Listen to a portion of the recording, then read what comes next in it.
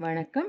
எழுத்தாளர் சுஜாதாவின் ரத்தம் ஒரே நிறம் நாவல் வாசிப்பது உங்கள் பிரமிளா. அத்தியாயம் 22. எமிலி திடுக்கிட்டு அப்படியே நின்றாள். அந்த பெண்ணின் கண்களில் சரித்திரம் கலந்த வெறுப்பு தெரிந்தது. உடலில் வீழ்ச்சி இருந்தது. வெகு வேகமாக பேசினது எமிலிக்கு புரியவில்லை. அவள் பார்வை, கவனம் முழுவதும் அந்த குழந்தை மேல் பதிந்திருந்தது. கருப்பும் வெளுப்பும் கலந்த காஃபி நிறத்தில் இருந்தது. தலைமயிர் செம்பட்டையாக இருந்தது. நிச்சயம் மேற்கத்திய கண்கள்தான். அம்மணமாக இருந்த குழந்தையின் மூக்கின் ஒழுகலை யாரும் கவனித்ததாக தெரியவில்லை. கண் கொட்டாமல் அந்த குழந்தையும் அவளை பார்த்தது. அந்த பெண் கிட்டத்தில் வருவதை கவனிக்கவில்லை. எமிலியின் கைக்குழந்தையை காட்டி அவள் ஏதோ உள்ளூர் மொழியில் சொல்வது கேட்டது. வாசலில் குதிரை மெல்ல நடந்து வரும் குளம்பொலி கேட்க மெக்கின்சி குதித்து இறங்கிக் கொண்டான். வேலைக்காரன் உடனே குதிரையை அழைத்து செல்ல தயாரானான். மெக்கின்சி மரகேட்டை கடந்து கருங்கல் பாதையில் சீட்டி அடித்து கொண்டே பிரம்பை சுழற்றி கொண்டே நடந்து வந்தவன் எமிலியை பார்த்து நின்றான். எமிலி, எமிலி, அங்கே என்ன செய்கிறாய்? எடி, இங்கே வா. மெக்கின்சி மெல்ல அவளை அணுக, மெக்கின்சி வருவதை பார்த்து வேலைக்காரர்கள் எல்லோரும் சரேல் என்று தத்தம் வீட்டுக்குள் புகுந்து மறைந்தனர். என்ன எமிலி? எல்லோரையும் காணோம். பயம். ஒரு குழந்தையின் கண்கள். என்ன கண்கள்? நீல நிறம் என்றாள் எமிலி தன் கணவனை பார்த்து கொண்டே. அவன் தன் நீல கண்கள் சுருங்க சிரித்தான். நீ வா, நீ ஏன் இங்கெல்லாம் வருகிறாய்? நாகரிகப்பட்டவர்கள் வரக்கூடாத பகுதி, வேலைக்காரர்கள் பாவத்தில் உழலும் பகுதி. இங்கே உனக்கு என்ன வேலை? கண்கள், நீல கண்கள். வா போகலாம். உன்னிடம் ஒரு முக்கியமான செய்தி சொல்ல வேண்டும். கண்கள். என்ன பாழாய் போயிற்று? கண்கள் நீளமாக இருந்தால் என்ன? அதற்கு என்ன அர்த்தம்? அந்த குழந்தை ஒரு பாஸ்டர்ட் என்று. இதில் என்ன சந்தேகம்? அதன் அப்பா யார்? யாருக்கு தெரியும் எமிலி? யாராவது பொழுது போகாத பிரிட்டிஷ் சோல்ஜராக இருப்பான். உள்ளூர் சாராயத்தை ஒரு கை பார்த்துவிட்டு இருட்டில் மடக்கென்று காரியத்தை முடித்திருப்பான். மதராஸ் பூரா இந்த மாதிரி குழந்தைகள் புழுக்கள் மாதிரி நெளியும். இதையெல்லாம் பார்த்து மாளாது. அவர்களுக்கும் தான் பொழுது போக வேண்டாமா? வீட்டை விட்டு 5000 மைல் தள்ளி வந்திருக்கிறார்கள். சும்மா இருந்தால் எல்லாம் மறந்து போய்விடாதா? அதனால் அவ்வப்போது பழக்கத்துக்கு ஒரு இருட்டடி என்று சிரித்தான். எமிலிக்கு மிகவும் அருவருப்பாக இருந்தது. ச்சே, நினைத்து பார்க்கவே முடியவில்லை. இருட்டில் எல்லாம் ஒன்றுதான். அதுவும் இந்திய சாராயம் கொஞ்சம் சேர்ந்து விட்டால் வித்தியாசமே கிடையாது. எடி என்று அதட்டினாள். எனக்கு இதை பற்றி பேசவே பிடிக்கவில்லை. பேச வேண்டாம். எடி, மன்னித்துக்கொள். ஆங்கிலேய சிப்பாய்கள் இந்திய நிலங்களில் விதைத்த காட்டு விதைகளை பற்றி பேசுவதை நிறுத்திவிட்டு இன்றைய மிக முக்கியமான செய்திக்கு வருகிறேன். ஆணை வந்துவிட்டது. என்ன ஆணை? எல்லோரும் கல்கத்தாவிற்கு சீக்கிரமே புறப்பட போகிறோம். எல்லோரும் என்றால் யார் யார்? ஆங்கிலேய அதிகாரிகள், ஆங்கிலேய சிப்பாய்கள், ஆங்கிலோ இந்திய சிப்பாய்கள் இந்தியர்களை அதிகம் அழைத்து செல்ல போவதில்லை. அவர்கள் விசுவாசத்தை பற்றி சந்தேகம் உள்ளது. சுமார் 100-120 பேர் போக போகிறோம். 15ஆம் பகுதியிலிருந்தும் 84ஆம் பகுதியிலிருந்தும் தேர்ந்தெடுக்கப்பட்ட உன்னதமான வீரர்கள் துடிப்புடன் புறப்பட போகிறோம். நீலின் தலைமையின் கீழ். இது என்ன கலகம்? 4 நாட்களில் அடக்கி விடுவோம். அதெல்லாம் எனக்கு புரியவில்லை. எடி, நான் உண்டா இல்லையா? நீயா? நீ எதற்கு? நான் உன் மனைவி. நீ எங்கு போனாலும் நான் வருவேன். சரிதான். யுத்தத்திற்கு எந்த மனைவியும் வருவதில்லை. யுத்தமா? யுத்தமில்லை, கலகம். அதை அடக்கப் போகிறோம். ஏதோ கொஞ்சம் துப்பாக்கி வெடிக்கும், பீரங்கி முழங்கும். ராத்திரி கூடாரத்துக்கு வந்து படுத்து விடுவோம். இந்த சூழ்நிலையில் பெண்கள் வர முடியாது. நான் கலகத்துக்கு வருவதாக சொல்லவில்லை. பின் கல்கத்தா எப்படி போகப் போகிறீர்கள்?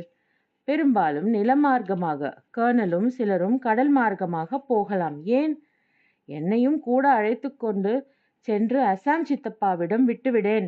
கலகம் முடிந்த பின் என்னை வந்து அழைத்து போயேன். அது நல்ல யோசனைதான். ஆனால் எமிலி, உனக்கு இங்கிருப்பதில் என்ன தயக்கம்? எனக்கு இந்த இடம் பிடிக்கவில்லை. இந்த வீட்டில் தனியாக இத்தனை வேலைக்காரர்களுடன் இருந்தாக வேண்டும். நீ போய்விட்டால் அந்த நீலக்கண் குழந்தைகள் வீட்டுக்குள்ளேயே உலவத் துவங்கிவிடும். சேச்சே, அதெல்லாம் நடக்காது. அவர்கள் இங்கு வரவில்லை என்றாலும் நான் தோட்டத்து வீடுகளுக்கு அவர்களை தேடி செல்வேன். எதற்கு? அந்த குழந்தையின் தகப்பன் யார் என்று விசாரிப்பதற்கு.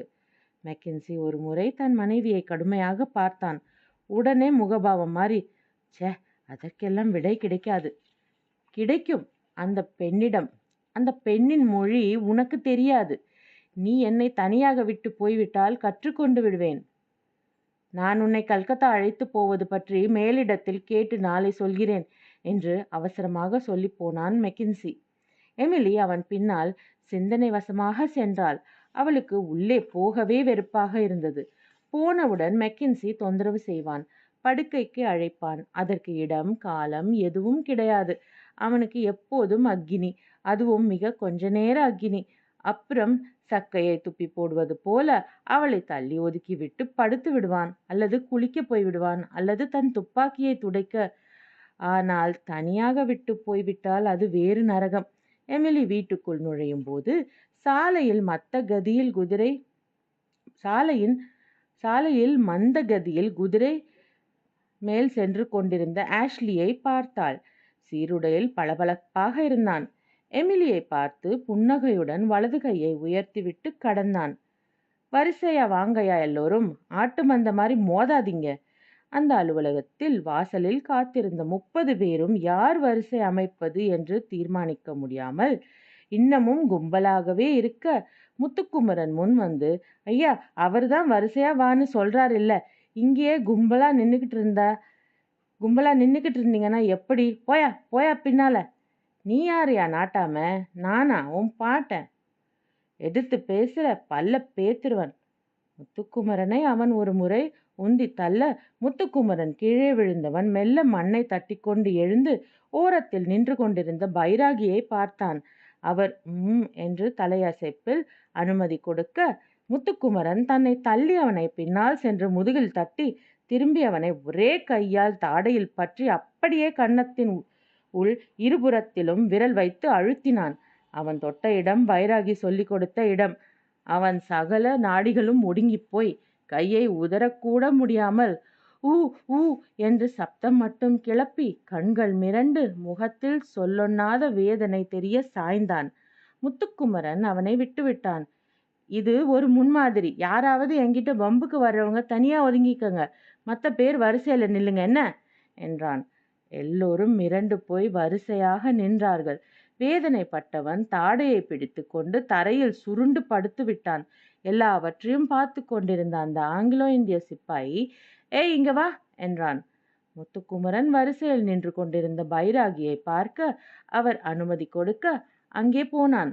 பைராகி சைகையிலேயே சண்டைக்கு வந்தால் போகாதே என்று எச்சரித்தார்.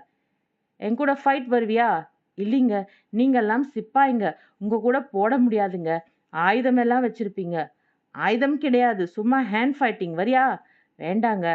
ஏன் மண் தின்பியா? பைராகியை பார்க்க அவர் ஆமாம் என்று காட்ட, ஆமாங்க என்றான். சிப்பாய் சிரித்து, பைமா என்றான். ஆமாங்க, ஷப்பாஷ், உண்மை சொன்ன உனக்கு வேலை கொடுக்கறாம். பேரன் முத்து என்று ஆரம்பித்தவன் பைராகி தலையாட்டுவதை பார்த்து முத்துக்கருப்பன் என்று சமாளித்தான். முத்கற்பன், ஏன் தாடி வச்சிருக்கே? வேண்டுதலைங்க. தாடி எடுத்துரு, துரைமாருக்கு தண்ணி ஊத்துற வேலை கொடுக்கறோம். சிப்பாய்ங்க பழக்கத்துக்கு போவ அவங்களுக்கு தண்ணி ஊத்தணும். மாசம் 2 ரூபாய் சம்பளம். சரிங்க, ரொம்ப சந்தோஷமுங்க. நாளைக்கு வேலைக்கு வா. வரங்க, கும்பிடுறேங்க. பைராகியும் முத்துக்குமரனும் நடந்தார்கள். அந்த ஆள் இன்னமும் அங்கேயே படுத்திருந்தான். ஐயா, செத்து போயிட்டாங்களா? அச்சமா இருக்குதே. நீங்க சொன்ன இடத்துல இப்படி லேசா பிடிச்ச. அந்த நரம்புக்கு பேர் வஜ்ர செலந்தி.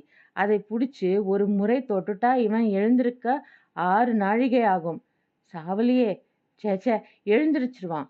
கொஞ்ச நேரத்துக்கு முள் அடிச்சாப்புல இருக்கும். கொஞ்ச நேரம் சிரிச்சுக்குவான், அப்புறம் சரியாயிரும். காலையில வேலைக்கு இங்கதான் வரணுமா? ஆம். அப்புறம் படை சனங்க கிட்ட கூட்டிட்டு போவாங்க.